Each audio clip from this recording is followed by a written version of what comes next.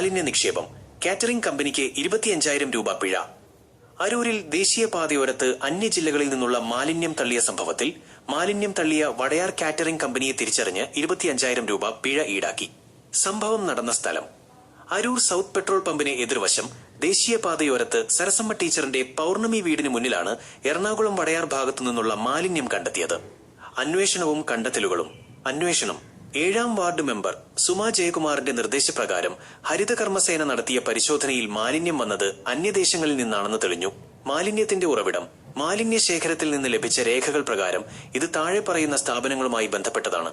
എറണാകുളം ജില്ലയിലെ Vadayar catering company, Guruvayur homeopathy ചികിത്സാലയം, എറണാകുളം ജില്ലാ ആശുപത്രിയിലെ ടോക്കൺ, തൃശൂർ മെഡിക്കൽ കോളേജ് രേഖകൾ.